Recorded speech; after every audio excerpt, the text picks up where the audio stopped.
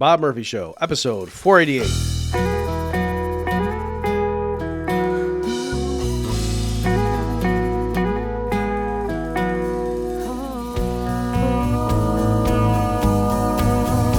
There's a tidal wave coming.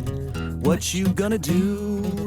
Get ready for another episode of The Bob Murphy Show, the podcast promoting free markets, free minds, and grateful souls. It's your source for commentary and interviews, conducted by a Christian and economist. Now here's your host, Bob Murphy.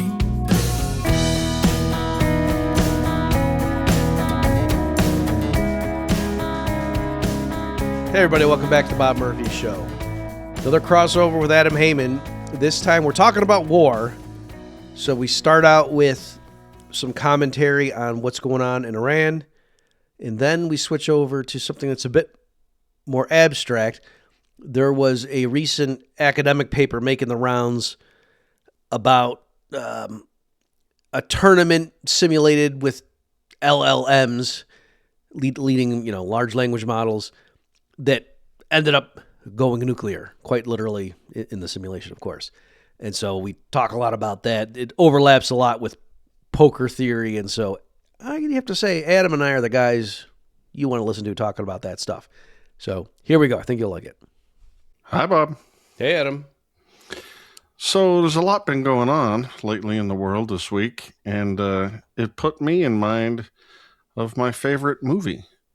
And we'll play a little clip, and maybe you can guess which movie it is. All right. You excited? All right, here goes. Yes, they do. How can it talk? It's not a real voice. This box just interprets signals from the computer and turns them into sound. Shall we play a game? Oh. I think I missed him. Yeah, weird, isn't it? Yeah. Love to. How about global thermonuclear war? Wouldn't you prefer a good game of chess? Later, let's play global thermonuclear war. Fine. All right. So, ladies and gentlemen, that's from War Games, 1983, starring Matthew Broderick and Ali Sheedy, I think, in which this bright, fun-loving teenager causes a computer to start a thermonuclear war and kill everybody on the planet. Cool, huh? What would make me think of that, do you think, Bob? I think it's one of the things we're going to get to in today's episode. Indeed it is. But before we get there, there's some other crazy things happening that, as far as I know, are being done by an actual human, but I'm not positive. Shall I roll the clip, or do you have anything you want to say in advance? Well, sure, yeah. Maybe just to give the folks at home a little bit more of their bearings here so they don't get vertigo. Yeah, we're ultimately going to be talking about, there's a academic paper that was making the rounds about war game simulations with LLMs and how often they chose to go to nuclear escalation. So that's what we're going to talk about. But before that, stuff with the actual war in Iran, we're going to hit a few things here. And yeah, this first clip is from Marco Rubio. And the context is, I'm sure most people listening to this podcast episode now have heard or seen like the short clip in which it seemed like Rubio was saying, oh yeah, the reason we attacked when we did is because we knew Israel was going to hit them, and then we were going to be sitting ducks, and so we had to go straight. And so a lot of people are saying, look at, they're openly admitting, including Matt Walsh, by the way, saying they're openly admitting that Israel forced our hand. This is crazy. And then people were trying to walk it back. So I was curious. And like the guys at National Review, one of them has a whole article saying, no, you got to look at the full thing. So the clip we're going to see is a longer one from this same briefing that kind of gives both. Like you can see exactly what Rubio meant, and you can see why he didn't think that's what he was saying when someone in the press asks him. But anyway, so why don't we go play this ad, and then you and I can discuss. Here we go.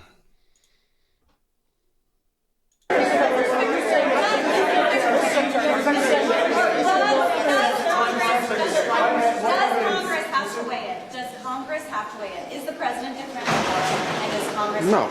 And was there an imminent threat? Did you tell lawmakers that there was an imminent There threat? absolutely was an imminent threat, and the imminent threat was that we knew that if Iran was attacked, and we believed they would be attacked, that they would immediately come after us. And we were not going to sit there and absorb a blow before we responded, because the Department of War assessed that if we did that, if we waited for them to hit us first after they were attacked, and by someone else, Israel attacked them, they hit us first, and we waited for them to hit us, we would suffer more casualties and more deaths. We went proactively in a defensive way to prevent them from inflicting higher damage. Had we not done so, there would have been hearings on Capitol Hill about how we knew that this was going to happen, and we didn't act preemptively to prevent more casualties and more loss of life.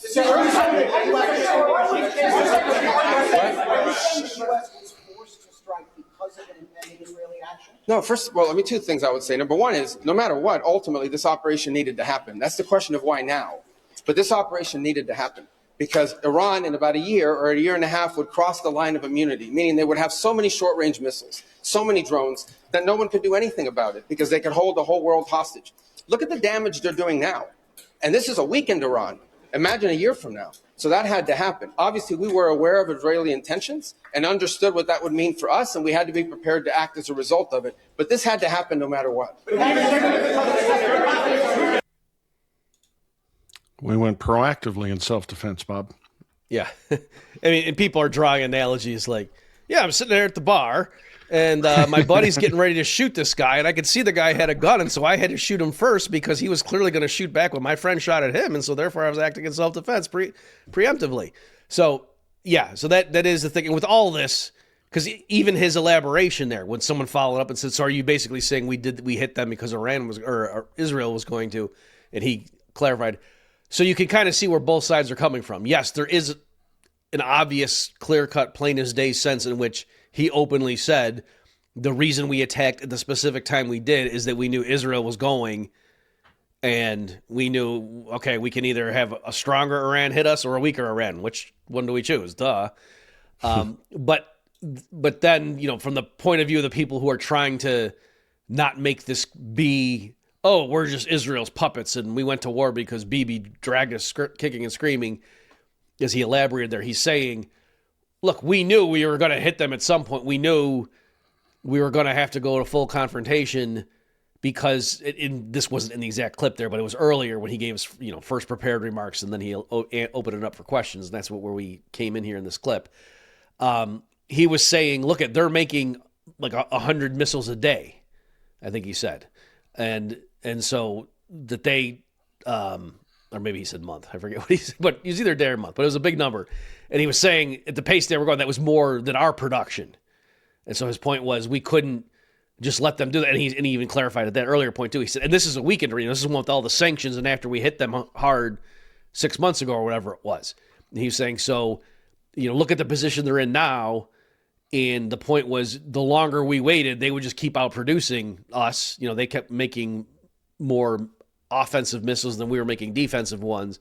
And so he was saying at some point, if we just kept dithering, they were going to get so strong with their conventional stockpiles of missiles and drones and whatever that we couldn't do what we're doing right now or that we did last June. And so then once they had that wall of it's going to be so painful that even a coalition can't come in and overwhelm us with conventional forces, then they can go ahead and then finish their nukes. That was the longer answer.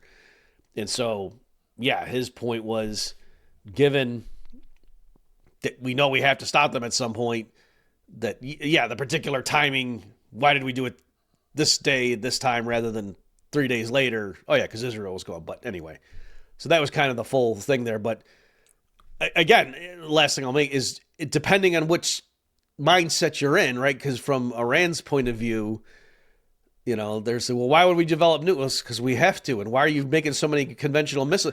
Because if we don't, we're getting invaded. And they just, you know, and I think you saw, Adam, the clip that was just astonishing, where there was the Iranian guy and the American broadcasters are asking, well, why, you know, what justification do you have for attacking our bases?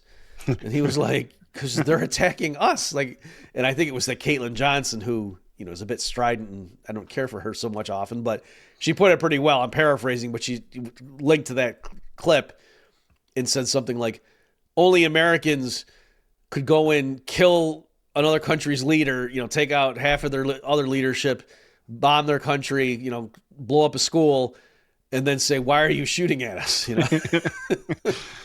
It's pretty funny. I was trying to figure out how to extend your guy at the bar analogy to us bombing their nuclear sites a while back, and then all these decades of sanctions and whatnot.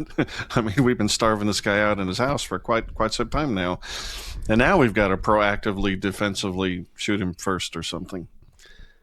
I shouldn't have been so cheeky in calling Marco Rubio a robot, because the way he was sputtering and stammering in that little clip, it's like he was all too human. I don't think he thinks the words he's saying actually make sense. He's just, this is the line, and we're going to try and hide behind it. Yeah, and because he did it, and was it Hegseth too?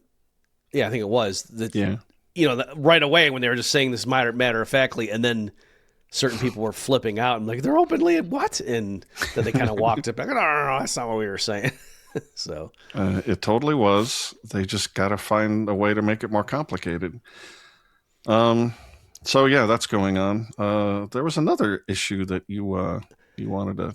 Yeah, I thought it'd be good to raise here as we are both radical libertarians and are familiar with this stuff. So let me explain the first train of thought and then kind of how it intersected with another thing. And I just thought this would be good fodder, both for you and me, but also the folks at home. And I'm not trying to convince somebody one way or the other, but it were two things that seemed to be a tension between them.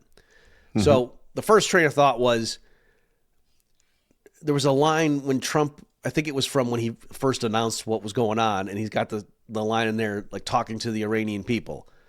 It's, again, paraphrase, but this is the spirit of it, saying something like, yeah, we're going to take out your government, and this is going to be your one shot. Once we do that, then we'll just let you, we don't want to take over your country. You're in charge. And then you assert control, and then you get the government you want. This is like your one chance in a generation to do it, okay? And just thinking about that was just so insane to me. And I wanted to like say to Americans, I didn't put this on Twitter because it seemed too provocative and people wouldn't get the right. Yeah, that's not you. You're not like that. I know. I'm really just, I don't like to rock the boat. I like to be very clear, leave no ambiguity about what I was trying to say. No sarcasm whatsoever. But I mean, imagine if some foreign country knocked out half of the executive branch and then just stopped and said, okay, it's on you. Now you're at, what do you think would fill that? And does anybody think what would end up would be better than the current situation, given your own value system? And I think, standard Democrats will say no, standard Republicans will say no. And I think even anarcho-capitalists might. And so anyway, so going along a train, and then that it reminded me of, there's this famous passage that Rothbard has. I think the essay is something like, "Do you hate the state?" And again, paraphrasing, but he says something like, the difference between like the radical libertarian and the cocktail party one, like a David Friedman or something, is that the radical libertarian says, hey, if there's a button that you could press right now and eliminate the state, would you press it? And Rothbard, says, yeah, and that's what you got. That's what it means to be a radical, anti-statist. Whereas other people might have, a 10-year plan to roll back. And first we're going to reduce entitlements, and then we're going to do that kind of thing. And so my answer to that had been historically, to say, so Bob, would you press the button? Would just say, well, how does it work? Right. It depends, right? So if pressing the button means all of a sudden 90% of Americans read my pamphlet Chaos Theory and are saying, this guy makes a lot of sense, well then yeah. And if that's the reason, that's the way we get rid of the U.S. state, is because all the people just stop supporting it and it kind of withers away, and we have voluntary institutions that arise in the absence. Sure, of course. That's what I'm hoping. That's the whole point of the educational campaign and everything, to win hearts and minds. That's the goal. But if instead it just means you don't have to make it violent, just like people get amnesia, they just disappear. You just press the button. Like, imagine, every single employee of the U.S. federal government right now, including the president and everything, all the military. You just press the button, they all just disappear. You don't even have to say something bad happened to them. They went somewhere happy. Okay. What do you think? Would I do that? And I don't think I would. That would be, besides the impact on, if they got to leave, family and home and whatever, besides all that, but just if the American people still believed in, if they were still statists, which they are right now, then wiping out the existing regimes isn't going to magically turn them anarcho-capitalist. It's going to be awful, I would think. So anyway, that was my answer there. And I think, I'm being consistent that, and my challenge was to those out there who think, no, you press the button, dude. Otherwise, you're not hardcore. You're just wishy-washy. A lot of those same people hearing Trump's aim and hearing the neocons or whatever talking about, oh yeah, we got rid of the Ayatollah. And then the obvious follow-up was, well, how do you know who's going to replace him is going to be better? This is insane. So I want to say, right. So why would you press that button? In other words, here the U.S. is pressing the button for the Iranians. And so, anyway. So again, how do you feel about that? But my point is not to convince people one way or the other, but just to say I'm guessing if you're a radical libertarian, your views on those two things have some tension there. All I heard you say is that for Trump, vis-a-vis Iran, he's a Rothbardian. And he pressed the button. Yeah, it's pretty funny. You'll hear a few of Trump's underlings, I forget who, but they'll be asked by the press, who should take over Iran? And they're like, well, it's none of our business. I mean, why would you even ask us? Yeah. And it's funny. The even funnier one, did you see the one when Trump's just sitting there and they're asking us, well, we had a list of people, but they're all dead. And then we had a list of other people and they might be dead too. So I don't know. Also, I mean, it's a false threat to say this is your one chance, Iranian people. You better rise up and install a good dictator or have a good form of government because this is your last chance in decades. Well, I don't know about that. If we make a mistake, you'll just come along and bomb that guy too, right? You'll bomb us until we get it right, right? Yeah, it does seem like there's this subtle thing of, so go ahead and do what you want. I mean, you can't develop We're not a nuclear picking weapon. for you. Yeah, and probably not have too many missiles either because as we've seen, that also means, well if you got too many missiles, then how can we stop you from building a nuke? We're simply implementing a tactical veto on your choice of leadership. Yeah.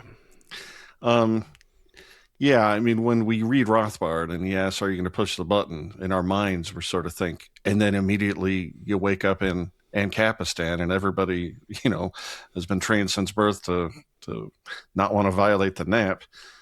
But of course, you're right. The real question in how you answer that is the monkey paw one or the deal with the devil one, which is what are the details to this pressing of the button and what comes after, as you say. And it is funny that a lot of people just give an answer without asking exactly how. Yeah, what is the mechanism? Yeah, and just to elaborate on that, because I know there's people listening, and that even happened when I said that on Twitter, that, no, Bob, I'd press the button, I don't care.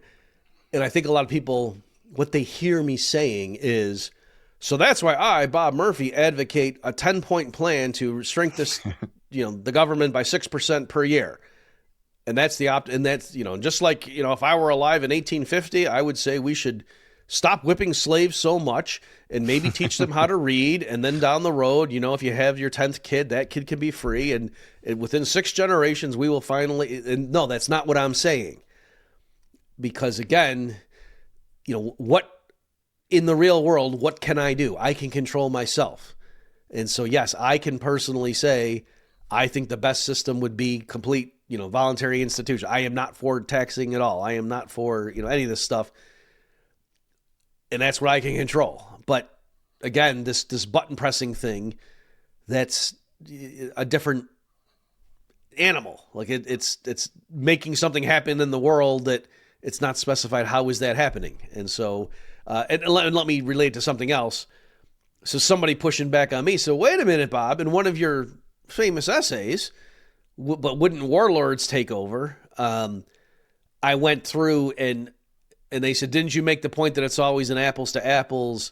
And that you said, for example, Somalia Somalia under anarchy is worse than America with a government, but that's not the right comparison because you were saying it's Somalia with a state versus Somalia under anarchy, and there it was better with the anarchy.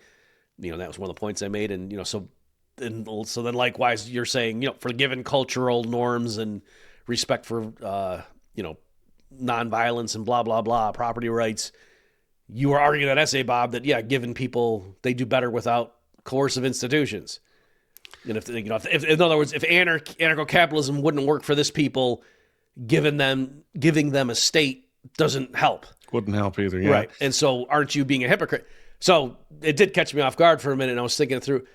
But I think the solution is, right, I'm saying if you press the button and that just made all the current government employees disappear or they get amnesia or something and they can't remember how to get to work, yes, temporarily the state would be gone, and arguably that would be better than before, but that would not persist. If the people all still believed in the state and whatever, and it was just, what the heck happened? All of our leaders got amnesia. That's weird. They would quickly replace them. And then the state that replaced it would be worse than the prior one. Of course, yeah. Or so very likely. Statements are still true in all the different examples. It's just, you know what I mean? So, anyway. I very much appreciate how seriously you take the question and how deeply you reason through it, and I agree.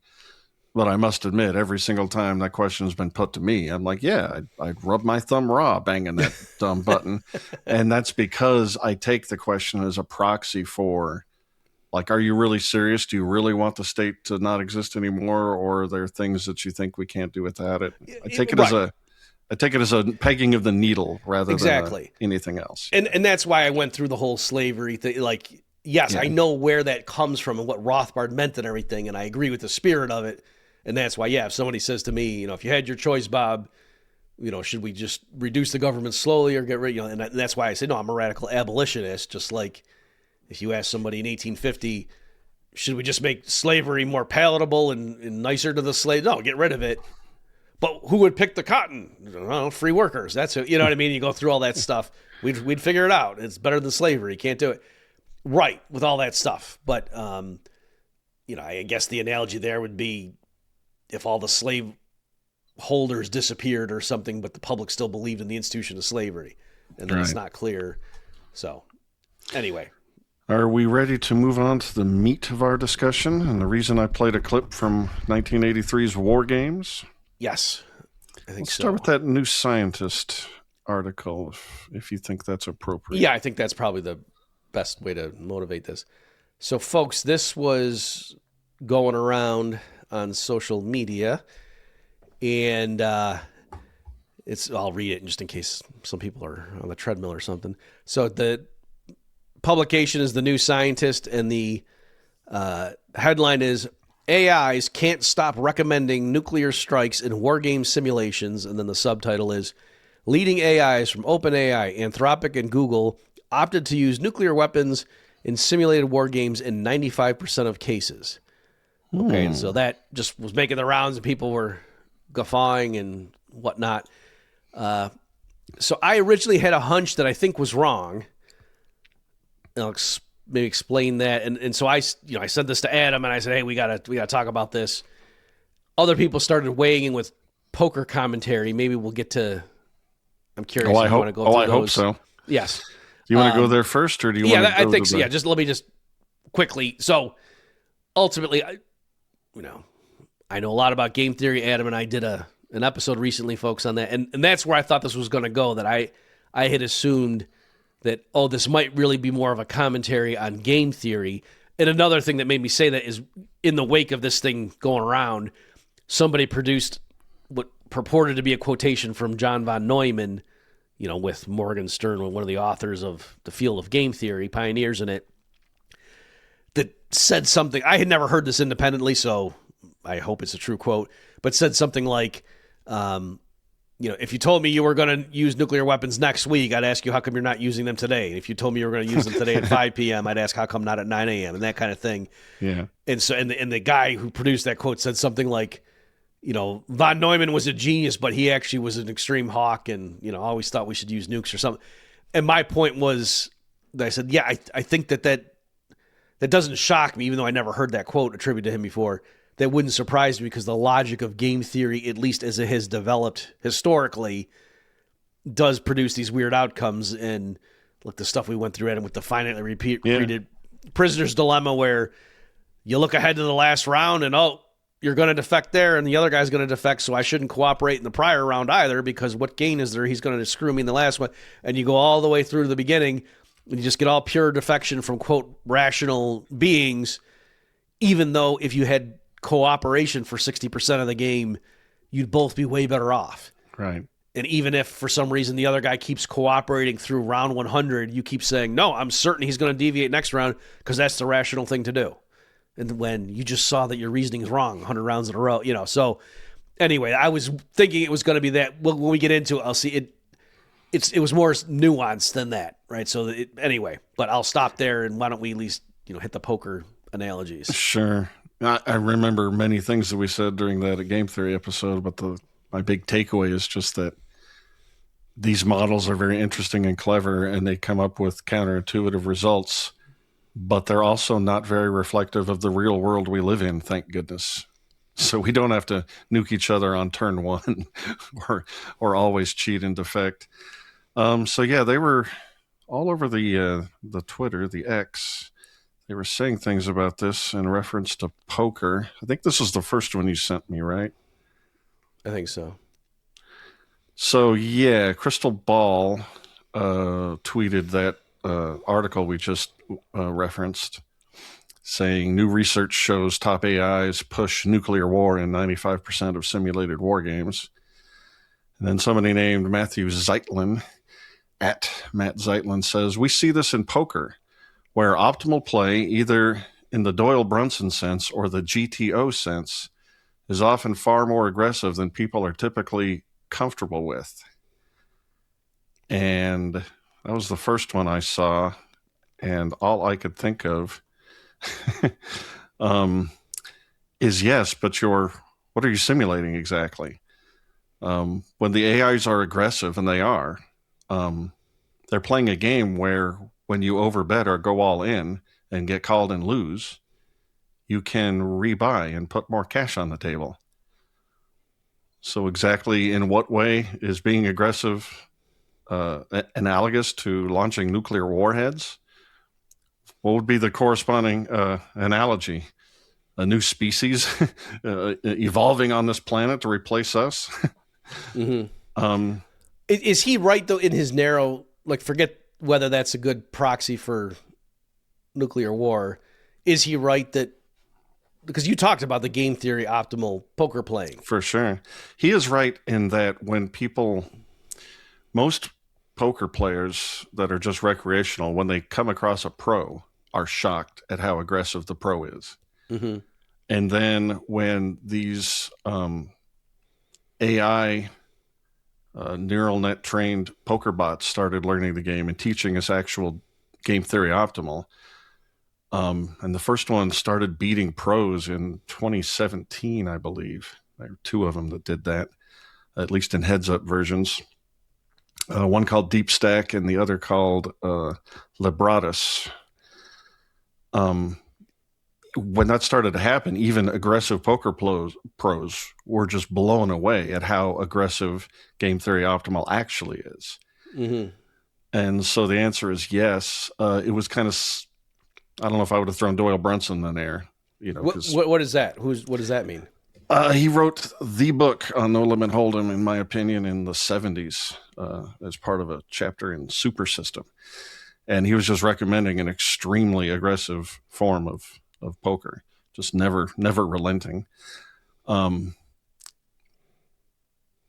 it's not GTO. It's nothing like that. Doyle would never say, no, you always play game theory optimal all the time. He'd say, no, you take advantage of the known weaknesses of your opponents. The point I was making to you the last time we discussed this. But he is correct to say, this Matt Zeitlin, that AIs who play poker, learn to play poker really well, they are really, really aggressive. I was just chuckling because that does not translate into, yes, you should launch nukes because aggression wins in poker games or something.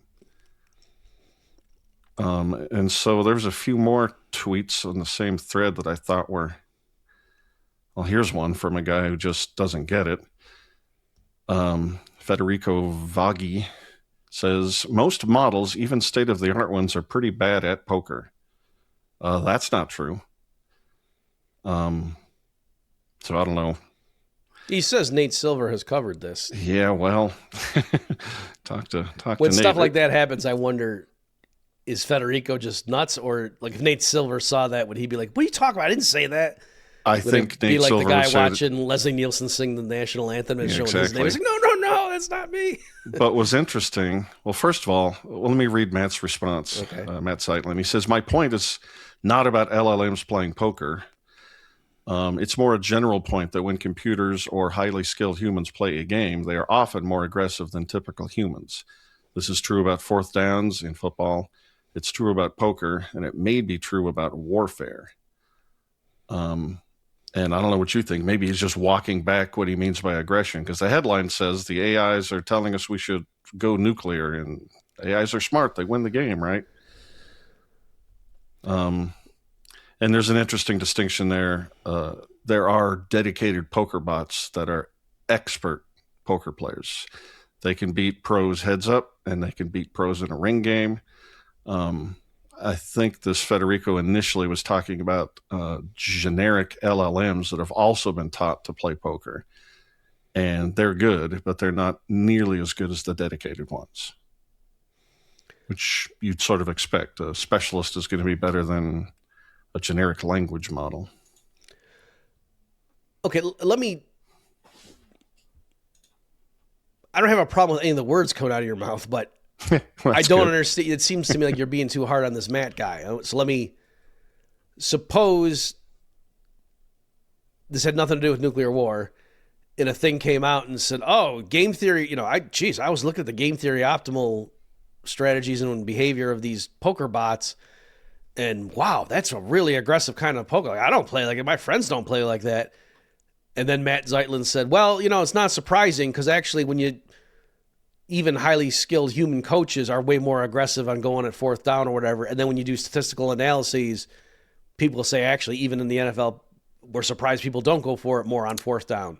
Right, but And late so in the half, when you're close to the you wouldn't opponent's... say, football, there's a brown thing that you're throwing. That's not like playing cards, you idiot. Those have nothing to do with each other. Like, you'd get what his point was. Right, but late in the half, when you're close to the opponent's goal and you decide to go for it on fourth down, the entire stadium doesn't get hit with a nuke when you miss.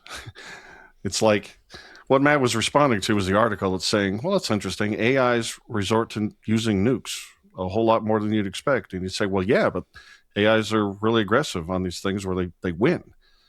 So should we just assume that the AI is right and we should start nuking people? Because it is right to play the way they play in a poker game, or at least it's a winning strategy. I don't know if I'd call it right necessarily. Okay. Well, okay. So I guess what's happened is this Zeitlin guy, I think his point was the kissing cousin of the one that I originally thought, is that I was assuming, the way they designed the game and modeled the payoffs, yes, what the LLMs are doing is correct in that framework. And so if you don't like the outcome, it's probably because they're not correctly modeling. So I didn't think he was saying that, but if he is, I'm with you. Yeah. I mean, in other words, what does it mean to play aggressive poker? What does it even mean? It means, wow, you take risks where you do things that, in the long run, you might end up with more money, but geez, at least in the short term, or like if you get on an unlucky break, it's devastating financially. I got a couple more tweets I want to go over that are in this thread, but I'm going to skip because you sort of went right to the money shot.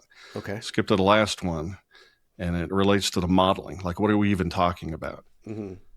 This guy, Tor Bear, he says he's just refuting this. The AI being aggressive in poker isn't what you think. He says this is not what this is at all. Also, in tournament play in the bubble, optimal play is often far more passive than people are typically comfortable with. Risk of ruin matters.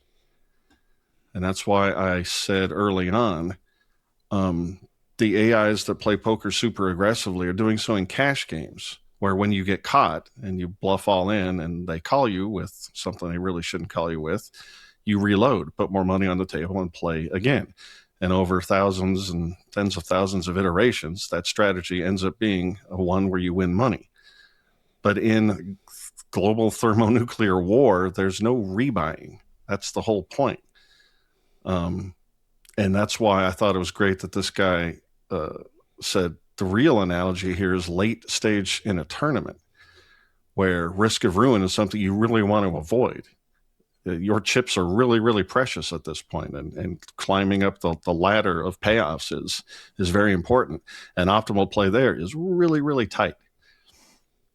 It's aggressive also, but it's okay. I guess I don't know the rules enough. Is it like early on you can keep buying in or something, or are we talking about different types of tournaments? Totally different thing. A tournament is completely different than a cash game. In a tournament, you buy in for 1,000, and then there's X number of people in the field, and the top, I don't know, 3% end up getting money. So if you find yourself in the money or on the bubble, where if you bust out, you get $0. But if you hold on and wait for someone else to bust out, you're in the money and you'll get some kind of payoff, and then you can start climbing the ladder. That's much more. I mean, it's dumb to compare poker to nuclear war, but if you're going to, that would be a much closer analogy. I get it. All right, so it's something like this, that when we talk about game theory, or even just like, because I studied blackjack. Okay, so there, when you say like, what's the correct thing to do? Like in a situation like this, what do you do? Do I double? Do I pet? Do I hit? What do I do? You kind of have in mind that, yeah, if you had an infinite bankroll and you just kept doing that over and over again, in the long run, what nets you the most? Whereas, because I even brought this up with, I guess I could say that was with Mark Spitznagel, and I was going back and he had me look at a draft of one of his chapters, and it was about this stuff of risk aversion, and I kind of came up with a contrived example, and he was like trying to say, if it makes sense to do it once, it makes sense to do it an infinite number of times. And something about that didn't seem right to me. I was like, well, what if, you're down to the amount you need to take the bus back home? Sure, exactly. You've got to put and he context. was like, all right, fine. So anyway. You got to put it in context. Yeah. In fact, if you want to Okay. use your blackjack tournament, that's perfect. Let's say you're on third base in a blackjack tournament, and there's, I don't know how big a field of people behind you. And as soon as one more person gets eliminated, you're in the money, and you'll start getting paid cash prizes. But whoever busts out next gets 0. So if you're first to act and you've got, I don't know, 15 versus a 10, something where you'd normally take a hit, you would never take a hit in that spot. You would stand and hope somebody else dumber than you behind you takes a card and busts out so you can get in the money. You're on the tournament payout schedule. And that's why the guy in the tweet said risk of ruin matters. But in a cash game, it's risk of ruin doesn't matter exactly. You want to take the most highly EV play, even if, yes, in this particular hand, you might go bust, but you can always rebuy. What does it mean to rebuy after thermonuclear war on a global scale? Okay, great. All right. I'm glad you went to that last week because that solidified it for me. Now I understand what you're talking about. And yes, that was a critical point you made originally about buying back in, but I didn't fully grasp the significance of it. Okay. Excellent. And it's actually related, like with investment things. Like the example I would use a bunch is, you got some game. It's crazy that they say, hey, you flip a coin. If it comes up heads, we pay you 10 times your wager. If it comes up tails, you lose your wager. You want to play that game. And then the issue is like, well, how much of your bankroll do you want to wager? And it's not 100%. You would be stupid to do it because if you kept letting it ride, you're going to have 0 with probability 1. Yep. But what's interesting is if you say, what's my strategy to maximize the expected value of my wealth at round 1 million, you let it ride every single time. And that's counterintuitive, but it actually works. It was what happens is you get a very small probability that you won 1 million times in a row. And in that scenario, your bankroll is so gigantic that times 1 divided by, that 2 to the whatever that power was, 1 million, is the biggest number you could have. You know what I mean? But clearly, and that's where they come up with the Kelly criterion and all that stuff. Yes. So it's important to remember you always do need to have bus ride to get home. And the casino might burn down in the middle of your playing session, and all of a sudden you have to stop. So it's silly for game theory to always just imagine an infinite. Anyway, I don't want to get off on that. Right. But anyway, just for people that, in the way I was reconciling that was, yes. So really, if you had your bankroll in the beginning and you could split it up among 100 agents, yes, you would instruct each of them to keep, everything, letting it ride, and then rebalancing Absolutely. among your 100 every time. That would be great. But if instead it's you just have one bankroll and you got to make the wager on one table and just sit there and carry it forward through time, then you absolutely, with the game I said, don't keep letting it ride. You always keep some back because in case it comes up tails and you lose, you don't want to get wiped out. Diversification is key. I had one more set of tweets. I don't remember how important they were. Oh yeah, this one guy said, man said, called Based Capital, said a bunch of things that are almost true, but not exactly. He says, game theory optimal play is correct on paper and punishing in practice because humans don't actually play GTO.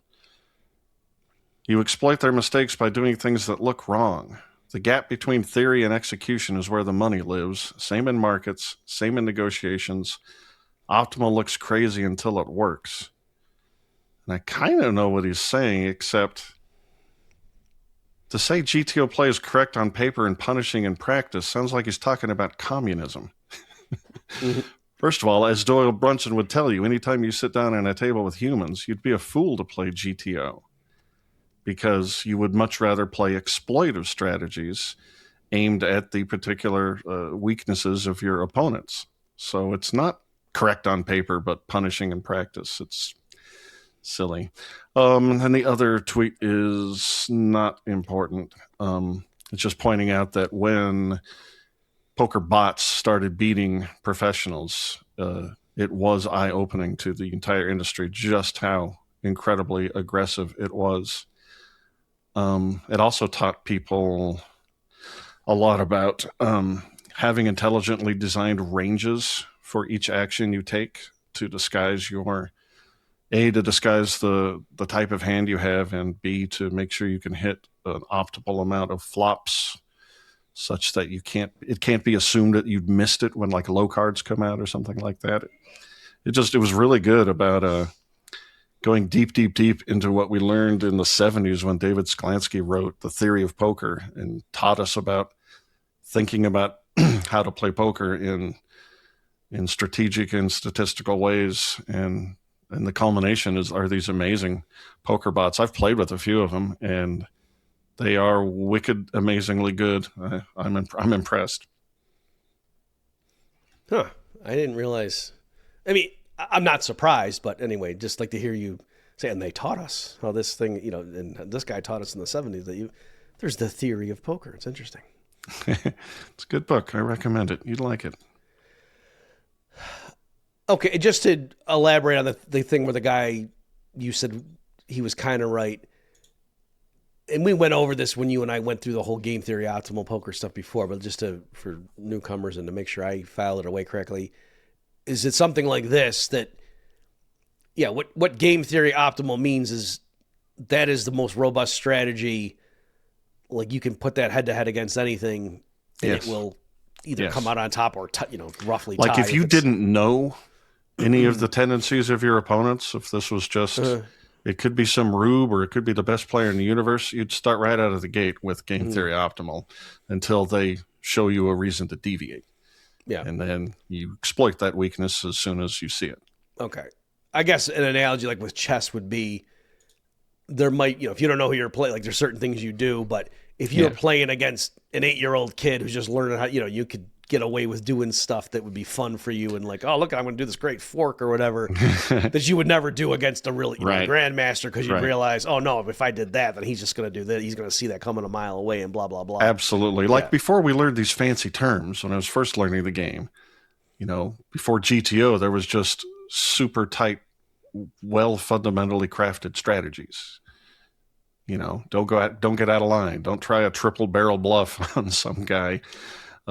Because you want your range optimized. You're not predictable. Most people, you don't have to worry about being predictable. Just playing the way that beats the way they're playing. You only have to think one level deep, and that's great. Why increase your own risk? So just in case they actually were better than they aren't, they wouldn't be able to beat you. Because that was the follow-up I was going to ask is, if you're saying, oh, if you sit down to play and you're playing with the guy for a little bit and then it looks like he's not that strong, and so then you deviate from game theory optimal thinking you're exploiting his weakness, what if his earlier play was just a ruse to make you think? Sure. And then does he get to smack you because Absolutely. Yeah, okay. Yeah, if you wanted to keep shields up, just keep playing GTO And assuming he was deviating in some way, you would eventually win. It would just take longer, and you'd, I don't know, pay more house rake and parking fees.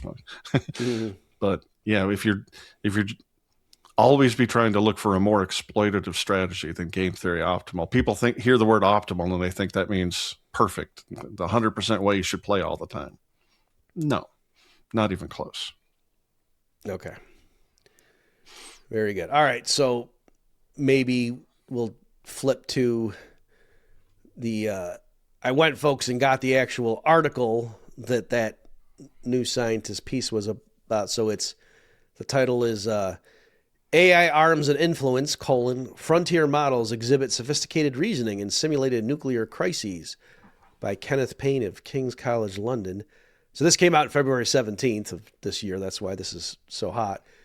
Let me just read a little bit from the abstract. Today's leading AI models engage in sophisticated behavior when placed in strategic competition. They spontaneously attempt deception, signaling intentions they do not intend to follow.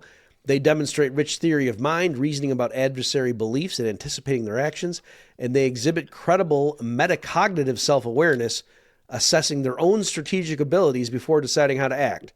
So specifically, the guy grabbed GPT 5.2, Claude Sonnet 4, and Gemini 3 Flash, which are three of the leading LLMs, and then had them put them into this game that's supposed to model a international rivalry and allowing for escalation and de-escalation and things like that.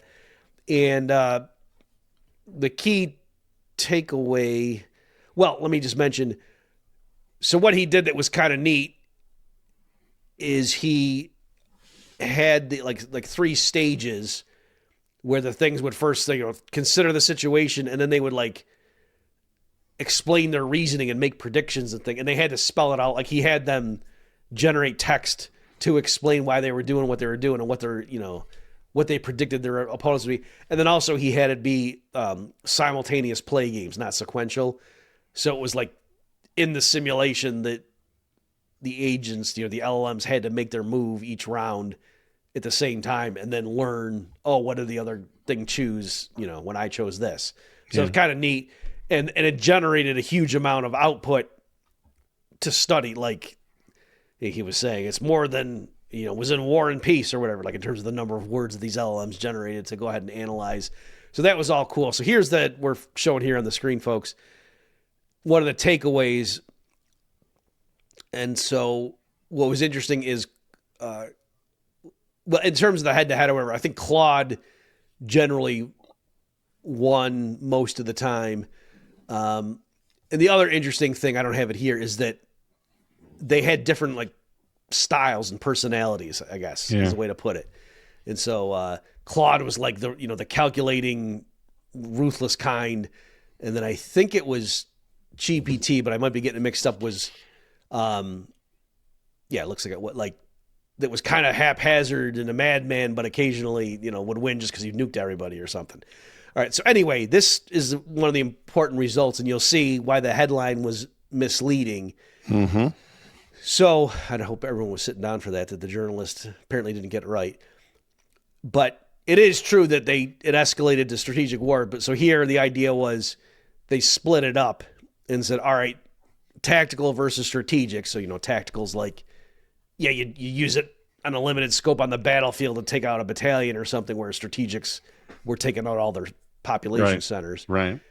And so the game was pretty nuanced and rich, that you could do things like signal your intent, say you're going to do something. Yeah. And then the other LLMs could perceive decide that, to believe you or not. take that into account. And, they didn't have to believe it. They could decide whether. But so where that 95% was coming from is in 95% of the games, at least one of the parties said, we are going to use nuclear weapons.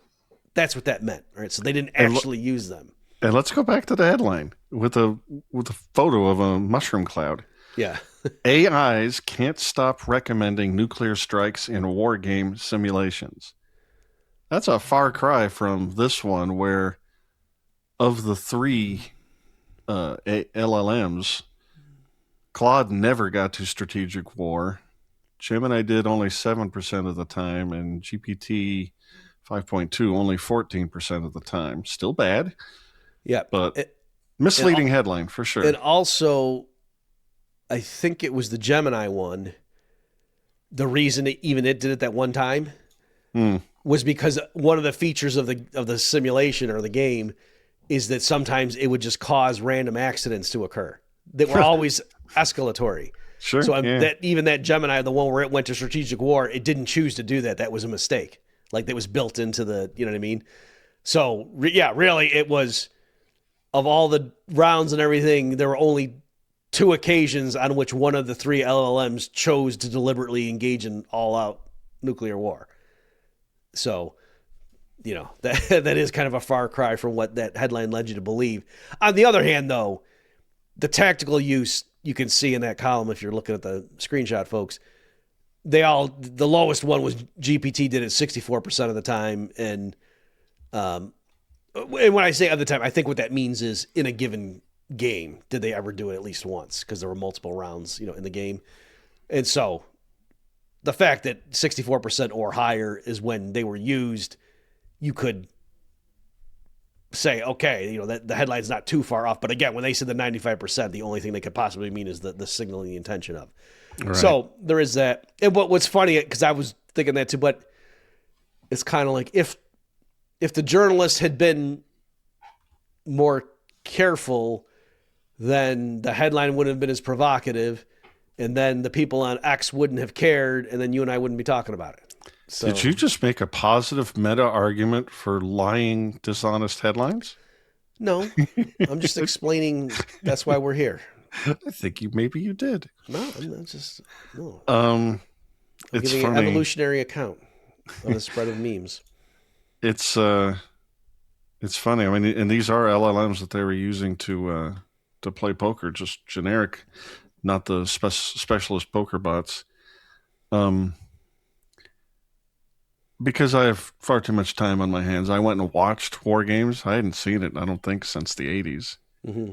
And I had to pause and take a photo of the screen as Matthew Broderick is researching the scientist who created the big genius computer that's about to kill us all. He's trying to get a password to get in and play some games, and unintentionally almost causes World War III. But anyway, he's researching this guy's academic journal articles and whatnot. Cue hilarious montage of learning sciencey things relating to game theory and war. And so there's this fictitious article that he finds penned by the scientist character. And it says, "Poker and Armageddon, the role of bluffing in a nuclear standoff." And I just thought, it's a fake article. There's no such thing. I just thought it was amazing that the director or whoever put it in there. How does that, was the password the kid's son's name? Is that what it was? Yeah, the guy lost his mind when his wife and son died very early.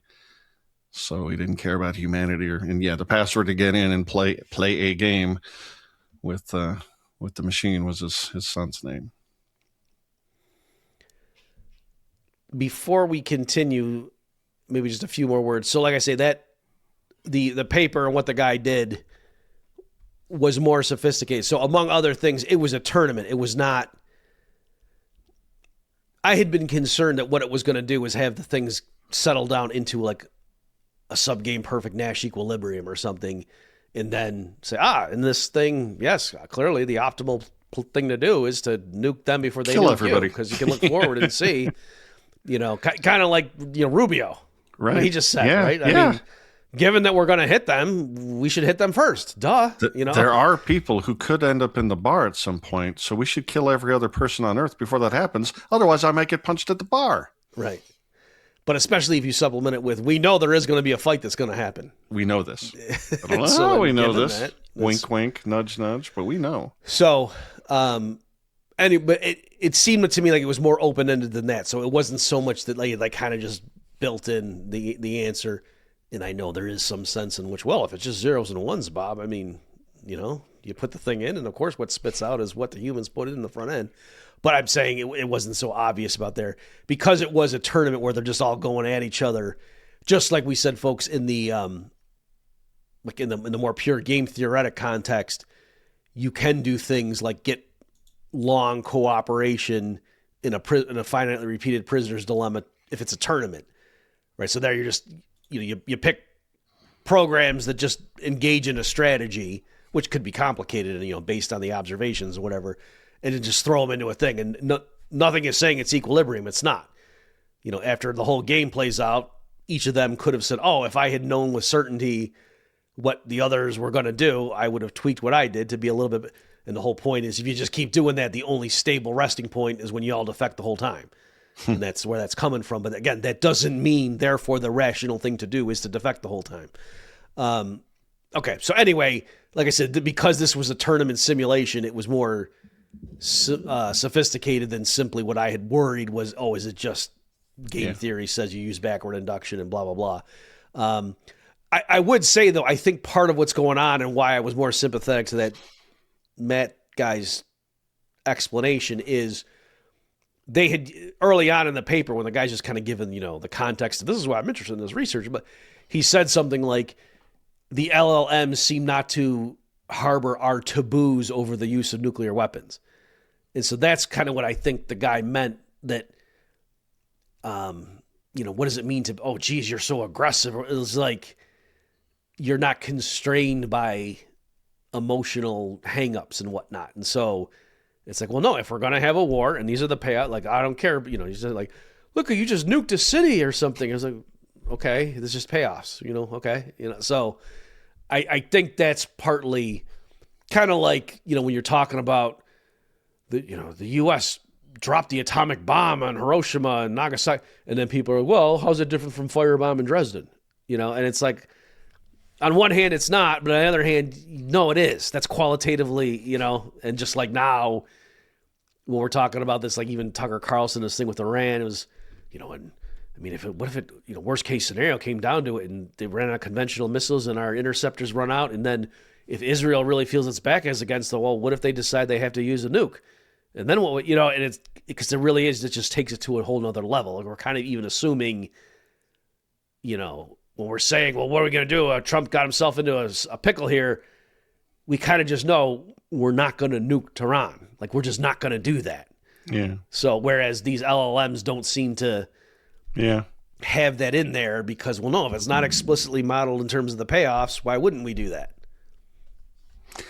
Yeah, I don't want to talk anybody out of that moral aversion to wanting to nuke cities full of people because we have this intuition that the AIs are smart and they're better than us at playing poker, and maybe we should start being more like them. I want to make sure we don't get into that mindset. It reminds me of remember in Dr. Strangelove when General Turgenson's advising, no, on the other hand, we just might catch up with the president. And he's going through, and the president says, General Turgenson, I am not going to go down in history as the greatest mass murderer since Adolf Hitler. And he goes, well, sir, maybe you should care more about the American people than your place in the history books. Have you got any other nuggets of wisdom? I just kind of want to keep quoting movies. Yeah. Well, I got one more quote. Oh, you actually do. You look like I was teeing you up, and I wasn't. Go ahead. No, you totally are. I mean, we did play the "Shall we play a game" at the beginning, so don't forget how this movie ends. Joshua, the name of the computer, is led to learn through tic-tac-toe that some games are futile, and thermonuclear war might be one of them.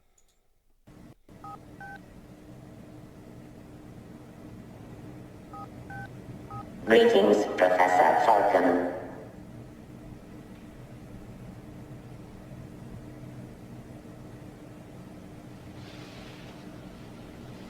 Hello, Joshua? Strange game. The only winning move is not to play.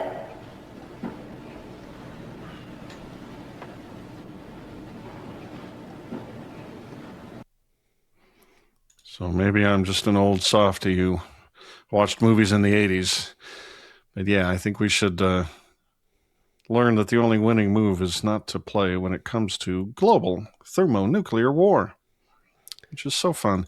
I'm annoyed with that movie. Like I said, I just watched it again, and Matthew Broderick chose. He chose to play as the Ruskies, the Soviets, and the very first missile he lobbed at the very first American city was Las Vegas.